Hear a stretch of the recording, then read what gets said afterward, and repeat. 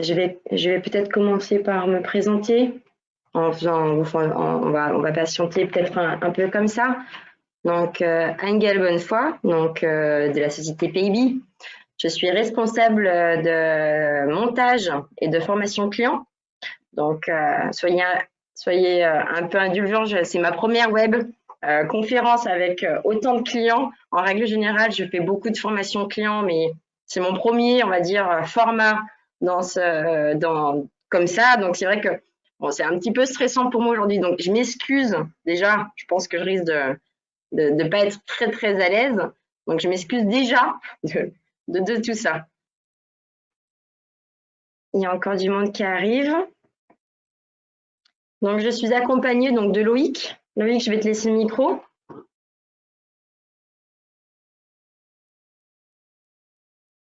Bonjour, donc Loïc Vaucanson. Je suis le directeur technique du pôle Pay PayB. Et voilà, donc je vais assister Anne-Gaëlle pour cette première webinaire client sur le module DOETH. Bon, écoutez, je pense qu'on va pouvoir commencer. Je crois qu'il nous manque encore peut-être un ou deux clients. Je ne vais pas vous faire patienter plus longtemps. On va commencer directement. Hein. Donc, je suis assistée, donc effectivement, ce qu'on a dit tout à l'heure, hein, de Loïc, qui répondra dans le chat à toutes les questions que vous vous posez par rapport à ce module. Bien évidemment, on ne sera pas habilité donc à répondre à tout ce qui est calcul d'effectifs, bien évidemment, mais tout ce qui sera module, on va essayer de répondre à toutes vos questions. Le format donc de ce webinaire, on va dire qui normalement c'est 1 heure, on s'est mis 1 heure, sachant que on va prendre environ une demi-heure pour le module et tout ce qui est calcul de la DSN, pour voir les blocs de DSN. Et après, effectivement, on prendra du temps avec Loïc pour essayer de répondre à toutes les questions, peut-être au fur et à mesure sur certaines, mais j'aurais tendance à dire qu'on va essayer de répondre à toutes les questions en fin de présentation. Oui, donc posez bien vos questions dans le chat, parce que sinon Loïc ne pourra pas, ou même moi, on ne pourra pas voir vos demandes. Donc c'est vrai, vous avez la petite bulle de chat, n'hésitez surtout pas. On va voir les commentaires au fur et à mesure. Hein. Donc, déjà, avant toute chose, avant de commencer sur le module OETH, tout ce qui est déclaration des handicapés, déjà, vous avez des documents à fournir, à prendre pour remplir, on va dire, les champs qui seront obligatoires dans votre déclaration. Vous êtes censé, effectivement, pour la déclaration OETH, avoir reçu par rapport à votre URSSAF ou la MSA possible vos effectifs moyens annuels à déclarer. Donc, vous avez dû recevoir un courrier ou encore un mail stipulant les effectifs à déclarer. Alors déjà, c'est une première chose à avoir avant de rentrer dans le module. Vous devez aussi préparer tout ce qui est facture, sous-traitance par rapport aux établissements et également à la déclaration que vous avez fait l'année passée avec le montant de la déclaration à payer des contributions. Sur votre accès, tout simplement, ça a été un peu long de la partie LAE, mais vous avez effectivement maintenant dans l'onglet DASU DSN, ici, vous avez tout ce qui est déclaration EETH. On arrive sur notre dossier. Alors, première chose, l'établissement. Effectivement, ici dans mon dossier, moi j'ai qu'un seul établissement, donc il se met par défaut en établissement principal. Imaginons que vous ayez plusieurs établissements sur votre structure, il n'y a pas de souci. Par contre, il est quand même censé être en on va dire, le siège, au moins avec des salariés dessus. Imaginons que demain, vous avez besoin de faire une régularisation de déclaration. Le plus simple, c'est quand même d'utiliser le siège, comme ça vous savez toujours que sur vos blocs de régularisation, ce sera la DSN du siège. Donc moi, ça s'est mis sur Saint-Étienne. Mon dossier, j'ai 45 salariés, donc mon effectif moyen annuel est de 45. Et par rapport à mon courrier que j'ai reçu de mon URSSAF, j'ai effectivement un salarié en effectif moyen des handicapés. Donc je renseigne mon effectif de 1. Et pour mon effectif moyen annuel ECAP, je n'ai pas de salarié, donc je ne renseigne rien. Par rapport à ces effectifs, il vous demande si vous avez accueilli donc des salariés handicapés au cours des 4 dernières années. Lorsqu'il parle des 4 dernières années, il vous parle de 2017 à 2020. Donc, on s'est fait confirmer cette information il y a peu de temps, donc c'est bien de 2017 à 2020. Si effectivement vous avez eu des salariés handicapés, on clique sur le oui. Vous voyez, la contribution, je ne sais pas si vous l'avez vu précédemment, mais la contribution a réduit. Je me repositionne. Ici, votre entreprise a-t-il recours à des montants sous-traitance, donc avec la STPA? Si vous vous posez la question de la STPA, ce que ça veut dire, c'est le secteur du travail protégé et adapté.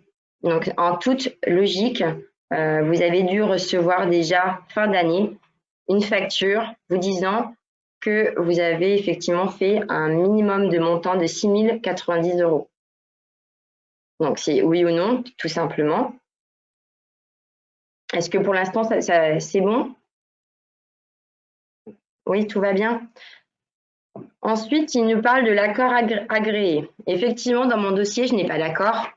Donc, si votre entreprise a un accord et qui n'a pas été paramétré, là, il va falloir faire un petit retour à vos chargés de clientèle parce que vous n'aurez pas la possibilité de paramétrer cet accord. Il nous faudra le faire pour vous. Donc, lorsque le chargé de clientèle aura paramétré votre accord, ici, il y aura votre accord. Tout ce qui concerne donc les salariés handicapés externes, donc c'est généralement avec les entreprises d'intérimaires, hein, tout simplement, vous avez la flèche et vous allez sélectionner BOF intérimaire. On sélectionne en double-cliquant. Et ici, vous allez mettre un montant de salariés également. Donc, on renseigne. Et là, encore, notre contribution, qui était de 4 000, est passée à 0. Donc là, on est vraiment, on n'aura pas de contribution. Sachant que vous pouvez effectivement aussi renseigner les salariés d'un groupement d'employeurs ou encore des stagiaires. Donc là, vous avez juste à double-cliquer et à sélectionner. Ici, vous n'avez pas à faire une saisie manuelle. Effectivement, en fonction de votre nombre de salariés effectifs, ça vous le calcule en automatique, l'obligation. Donc là, c'était 2 salariés, parce que si on fait 45 fois 6%, on a bien 2 salariés en obligation. Nous, on est bon de ce côté-là. Donc, notre contribution, effectivement, on n'a pas besoin de la forcer ici. Si on force, le but, c'est quand même qu'on ne force pas, hein, on aurait pu effectivement mettre 1 et renseigner.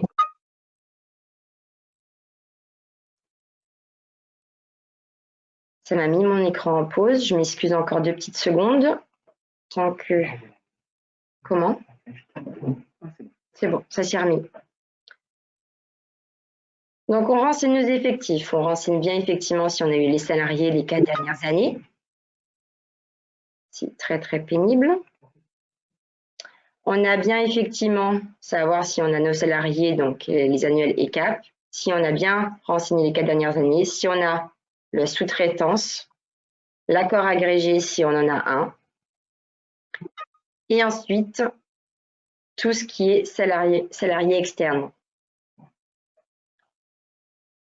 Donc là, on n'a pas besoin de faire une saisie manuelle parce que normalement, on n'a pas à le toucher. Je retourne légèrement, je n'ai pas précisé effectivement pour les salariés qui sont handicapés et qui ont plus de 50 ans. Donc, il y a une majoration, hein. Ce n'est pas 1, ça sera 1,50. L'effectif, ce sera 1,50 pour les salariés de plus de 50 ans. Nous arrivons effectivement à la contribution nette après déduction. Donc, si... Alors, attendez, parce que là, ça m'ouvre. Voilà. Si les salariés... Si vous avez renseigné effectivement l'effectif moyen annuel et cap ici, vous aurez la possibilité de mettre des dépenses liées aux salariés sur ce montant-là, sur ce champ-là. Si vous ne renseignez rien dans l'effectif moyen annuel, ça ne sert à rien de renseigner ici, ça ne marchera pas. Donc, voilà. Ensuite, vous avez tout ce qui est déduction liée à la passation de contrat et de fourniture. Donc, vous pouvez renseigner effectivement les montants ici, si vous avez 1500, et ainsi de suite. Tout ce qui est détail lié aux dépenses déductibles, vous voyez que le montant est grisé par là. En fait, ce sera par ici. Si vous mettez 750 ou 250 et ainsi de suite, le montant à un moment donné va se renseigner. On fait tellement de tests. On est bien d'accord. Ça ne marche pas. Alors, attendez. Hop, hop, hop, hop, hop. Là, je vais peut-être les enlever, ceci.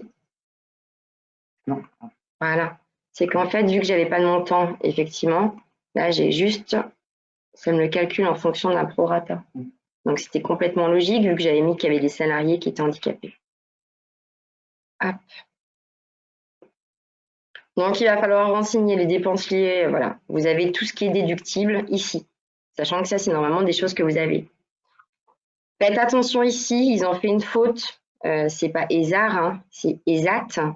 Ils n'ont pas corrigé, mais c'est vrai que bon, c'est ESAT et non ESAR. Le calcul se fait. Notre contribution au ETH net est de 3000, pardon, j'allais dire 6000, mais non, 3654.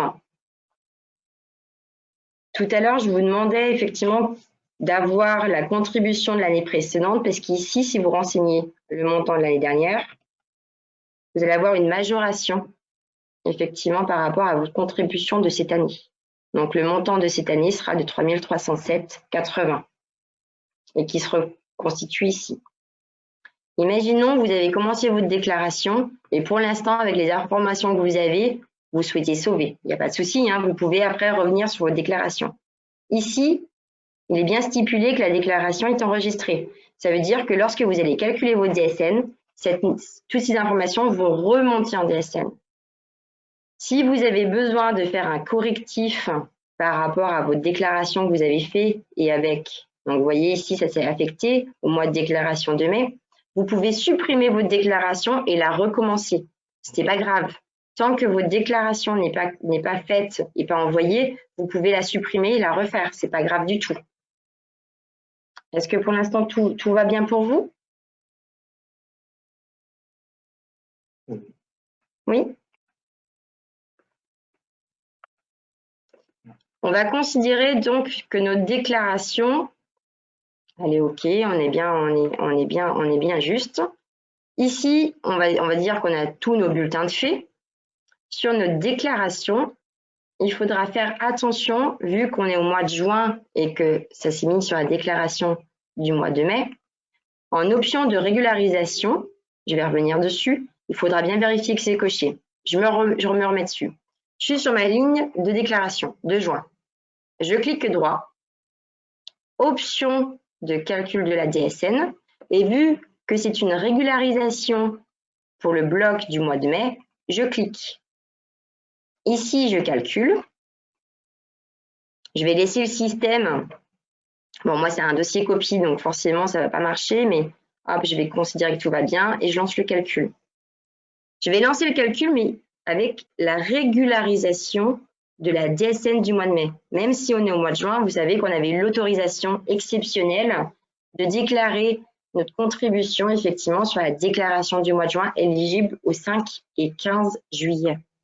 Donc là, le système est en train de calculer avec toutes les informations. Forcément, j'ai une erreur parce que ce n'est pas un vrai dossier. Hein. Je vais vous montrer. Vous voyez toujours bien mon écran. Là, on se positionne, donc c'est bien notre déclaration du mois de mai. Et là, j'ai mon code. Moi, je suis URSSAF, hein, donc je suis en code 730. Et j'ai bien le montant complet qui est déclaré dans ma déclaration. Lorsque je fais un tableau des charges, forcément, lorsque je vais faire un tableau des charges, ma déclaration, mon montant du mois de mai ne sera pas conforme parce que j'aurai le montant de ma DOTH qui sera dans ma déclaration, mais pas dans mon tableau des charges. Donc forcément, vous aurez un écart. Par contre, vous voyez bien qu'on fait... Alors, attendez. Là, on a bien la déclaration totale. Je vous montre le mois de mai. Lorsque je fais mon tableau des charges, On est bien à 28 000. Donc, si je prends les 28 318,10, j'aurais pu le faire ici d'ailleurs, 28 318,10, que je retourne sur ma déclaration, plus donc mes 3308, je suis bien à 31 626. Donc, c'est bien le montant total de ma déclaration. Ça veut bien dire que je vais payer ma déclaration, ma contribution à l'URSSAF. Mais effectivement, j'aurai une différence, un delta entre mon tableau des charges et mon récap DSN. Et le montant s'effectue bien sur le montant du paiement. Je ne sais pas si je ne suis pas allée un peu vite. Est-ce que Loïc, tu veux intervenir par rapport à ma déclaration? Je vais redonner le son à Loïc. Donc, je me coupe.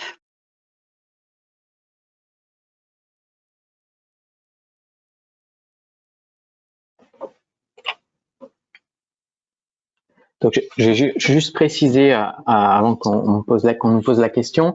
Aujourd'hui, la déclaration, elle n'est pas imprimable. Non. Donc, vous pouvez seulement faire des captures d'écran. Par contre, dans les prochains jours, il y aura sûrement la possibilité d'éditer la déclaration. Mais pour l'instant, vous avez seulement la possibilité de faire une capture d'écran. C'est vrai. C'est vrai qu'ici, ils sont en train de faire évoluer les choses. Avant, on ne pouvait même pas la supprimer. Maintenant, on peut la supprimer et la recalculer si on a besoin. Mais vous aurez normalement ici un bouton d'impression. Donc, c'est vrai que pour l'instant, il y a une limite par rapport à ça. Vous avez aussi, c'est ce que je n'ai pas précisé, donc, mis à part notre aide, les chargés de clientèle par rapport à votre déclaration, on est bien d'accord que dans votre espace, dans tous vos accès, vous avez tous l'aide en ligne. Hein. Alors, toujours pareil, dans l'aide en ligne, vous allez pouvoir rechercher les mots-clés. Donc là, ils ont fait des petites mises à jour par rapport à ça, la DOETH, et vous avez des fiches techniques par rapport à votre déclaration. Donc, aussi bien pour faire les déclarations, hop, je me mets là, DOETH, je fais mon mot-clé. Vous avez soit pour le paramétrage effectivement des salariés handicapés, parce que vu que c'est une norme obligatoire depuis le 1er janvier, mais vous avez aussi effectivement cette fiche-là. On a dû vous dire d'aller naviguer dessus, hein, qui est mise à jour très souvent quand même. Donc là, je vais essayer de vous l'ouvrir quand même, vous la partager. Donc, il y a des questions qui arrivent. Est-ce que vous voulez qu'on prenne un peu de temps là-dessus? Tu veux reprendre le son, Loïc? À la question concernant la distinction par établissement, en fait, là au début, vous choisissez un établissement. Par contre, après, toutes les informations que vous donnez, c'est des informations entreprises. Donc, vous cumulez toutes les informations établissement par établissement. Et après, le choix de l'établissement en haut, nous, ce qu'on vous conseille, c'est de faire l'établissement, on va dire, siège de l'entreprise. Mais après, vous pouvez choisir n'importe quel établissement. Le but, c'est de bien savoir sur lequel vous avez fait votre déclaration, parce que si après vous avez à faire des régularisations, il faudra vous placer sur le même établissement. Mais sinon, au départ, le choix de l'établissement, il est libre. Mais nous, on vous conseille de prendre le siège comme ça, sauf si, par exemple, sur le siège, vous n'avez pas de salarié. Oui. Mais sinon, vous prenez le siège. Comme ça, c'est plus clair. Et là, maintenant, on n'a plus d'établissement autonome ou non autonome. Pareil, tout à l'heure, ce que je vous disais, c'est qu'effectivement, sur votre document URSSAF ou MSA, si, imaginons, votre effectif moyen annuel n'a pas été renseigné, c'est possible, hein, même si vous avez des salariés qui étaient handicapés, c'est peut-être qu'ils n'ont pas encore mis à jour avec les blocs DSN. Donc, si sur vos documents URSSAF ou MSA, l'information n'est pas remontée, mettez quand même le nombre de salariés, quoi. Faut pas mettre 0, parce qu'il faut quand même pouvoir bénéficier effectivement de la déduction par rapport à votre salarié. Il y avait ça. Voilà. C'est ce que Loïc me dit aussi, c'est que si l'effectif était à 0 sur votre MSA ou votre URSSAF et que nous, on renseigne 1, allez faire un message sur votre site URSSAF. Sur vos comptes URSSAF, vous faites un message en indiquant que vous avez fait une régularisation pour la déclaration d'IOTH et qu'effectivement, vous aviez un salarié ou 2 salariés, enfin peu importe, et que vous avez mis à jour cette information dans votre déclaration. Il ne faut pas qu'il vous enquiquine. Par rapport à ça, donc les effectifs, c'était bon. Le chargé de clientèle, donc c'est pour les accords agréés, donc ça sera votre chargé de clientèle qui le fera.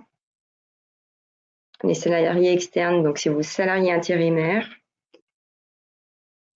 Je pense qu'on a fait le tour, on va dire, de la déclaration qui est pas si compliqué à faire si vous avez bien récupéré toutes les informations au préalable. C'est effectivement, nous, le module, on l'a eu un peu tardivement aussi pour nos clients, mais c'est pas quelque chose de très compliqué à faire, sachant que l'information s'intègre très facilement dans nos blocs de régularisation. Mais il faut, pour ceci, bien cocher lorsque vous allez calculer votre déclaration, et je tiens vraiment à le redire, c'est que lorsque vous calculez votre déclaration, l'option de régularisation ne va pas se cocher par défaut, même si ça aurait été bien qu'il le fasse en automatique, il ne le fait pas. Donc, cochez bien et calculez votre DSN. Sinon, votre bloc pour la déclaration au ETH ne va pas être mise dans votre déclaration de juin. Et là, par contre, on ne sera pas très bien. Est-ce que tu voulais intervenir sur autre chose? Il y a d'autres questions, donc je vais couper mon micro. Je laisse la parole à Loïc. Donc, par rapport à la question de Madame Darpino, là, il faudra voir directement avec la GFIP pour savoir à quel endroit il faut renseigner l'information. Parce que comme on vous a expliqué, nous, on connaît pas, on connaît la législation, mais pas assez poussé pour vous conseiller de remplir telle ou telle zone. À quel endroit remplir la zone. Donc, pour savoir s'il est dans le bloc RQTH, etc., il vaut mieux contacter la GFIP pour vous renseigner. Pareil, c'est pas pour cette question-là, il faut pas contacter l'URSSAF parce qu'ils pourront pas répondre. C'est vraiment la GFIP. Après, concernant la DSN, donc avec une fraction, je pense, de Madame Tronet. Oui, ça se fera comme d'habitude. Après, il faut savoir à partir de quel logiciel vous faites votre déclaration DOTH. Si vous la faites via Silae, vous la faites dans Silae, vous la faites pas dans votre autre logiciel. Alors, pour la question d'Alexandra Juvin, donc comment ça se passe pour la société qui ont dépassé le seuil de 20 salariés? Donc nous, aujourd'hui, quand on a questionné l'URSSAF, ils n'avaient pas forcément de réponse. Nous, ce qu'on vous conseille, c'est de faire une déclaration et de mettre les effectifs à 0. Comme ça, vous avez bien fait une déclaration, vous avez renseigné 0.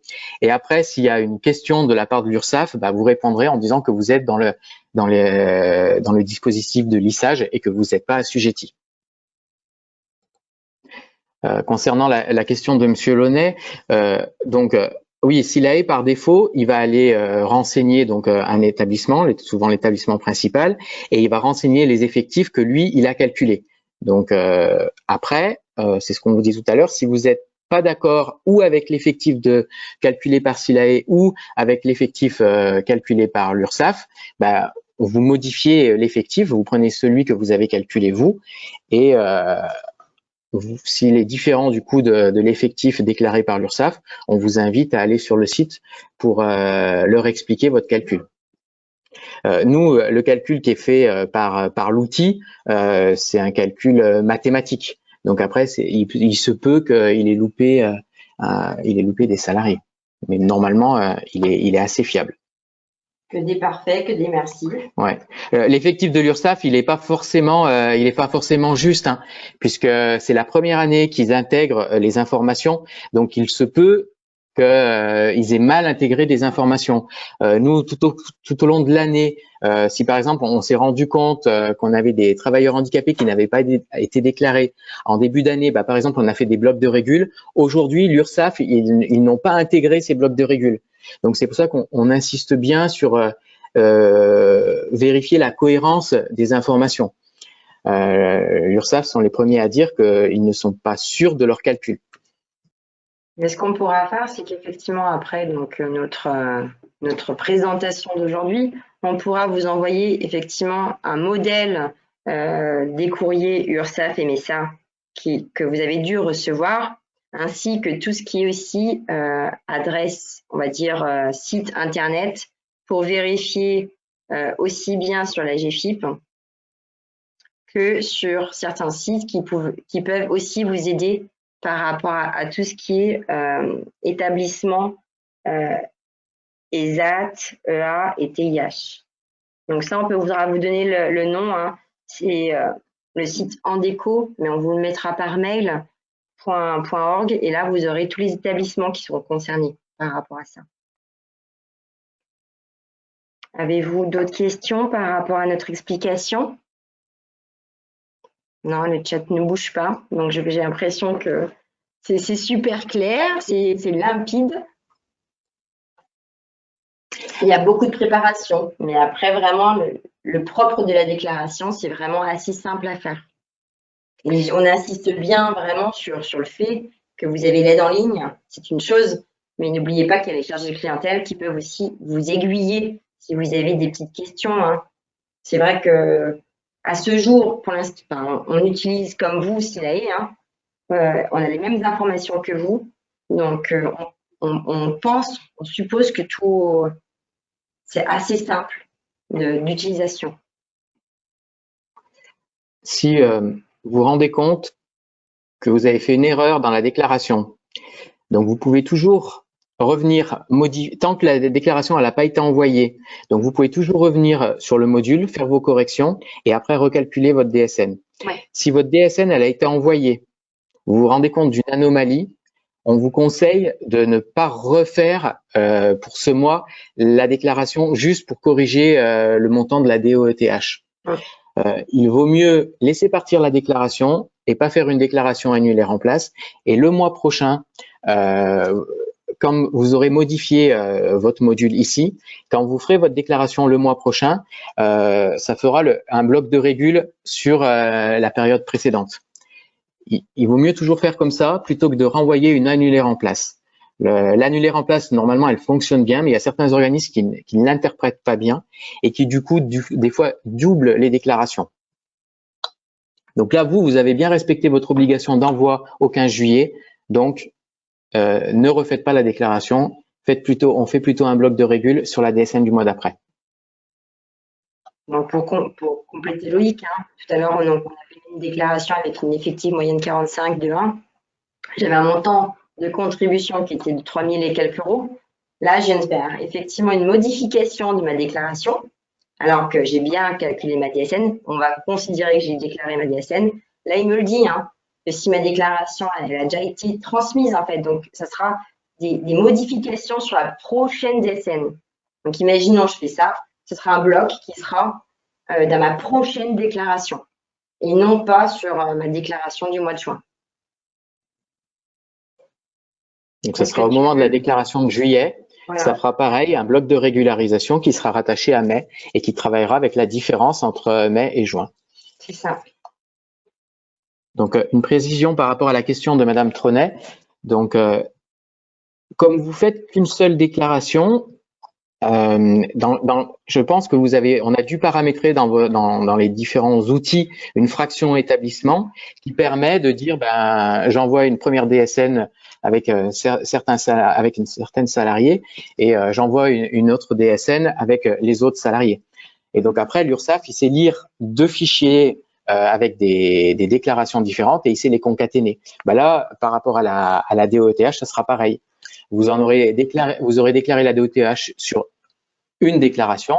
Quand vous allez faire l'autre déclaration, il va concaténer les deux. Donc, comme sur l'autre, il n'y aura rien, il prendra que celle que vous avez fait, par exemple, sur Silae.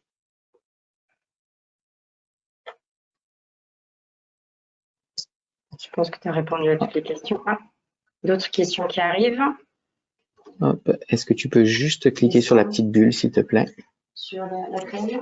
Par rapport aux contributions ETH pour les déductions de sous-traitance.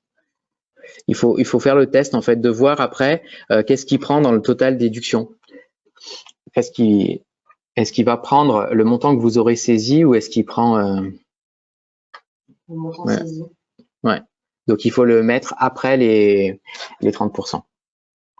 Il fait pas de recalcul derrière. Ouais. Donc ça, c'était pour la question de Monsieur Launay.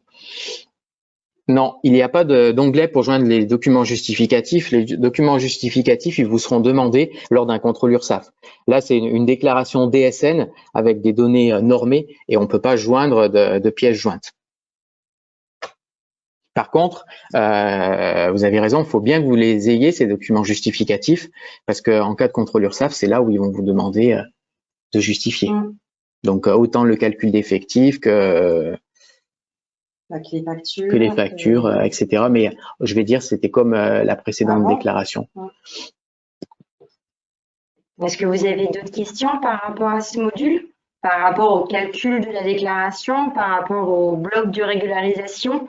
Avez-vous peut-être des questions sur tout ce qui est DSN? Parfait de votre côté, Alexandra. Ben, moi, j'aime beaucoup. Merci. Merci, Alexandra. De toute façon, voilà, comme vous a dit Anne-Gaëlle, après, vous pouvez vous rapprocher de votre responsable de clientèle et il vous aidera. Pas de souci. Donc, on va conclure. Oui. Je te laisse le mot de la fin. Super, merci. Ben déjà, merci à tous d'avoir participé à cette première webinaire. Donc, c'est la première qu'on réalise avec Loïc. Donc, c'est vrai qu'on a eu, surtout moi, beaucoup de pression. Donc, on vous remercie de votre écoute, de votre attention et de votre participation, qui est très, très sympathique. On se permettra de vous faire un petit mail à la fin, donc dans l'après-midi, pour savoir déjà si ça a été suffisamment clair pour vous, de vous donner les liens, les petites fiches techniques s'il y a besoin. Et puis, on vous souhaite une très bonne journée, très bonne déclaration, et puis bonne utilisation de Silae. Si vous voulez finir par autre chose. Comme disait Anne-Gaëlle, vous n'hésitez pas dans le mail, si vous avez des remarques ou des suggestions, vous n'hésitez pas à les faire. On le prendra pas mal. Ça nous permettra juste de nous améliorer pour les prochaines. Toute remarque est bonne à prendre, toute critique, et on peut construire quelque chose de très positif par la suite. Donc le but, c'est qu'on fasse avancer les choses et qu'on se perfectionne par rapport à cet exercice qui est quand même pas évident pour nous deux. Et puis on s'excuse pour les petits problèmes informatiques qu'on a eus. Bon, j'espère que ça sera mieux la prochaine fois. Oui. Merci de votre participation. Très bonne fin de journée. Et puis à bientôt. Au revoir. Au revoir.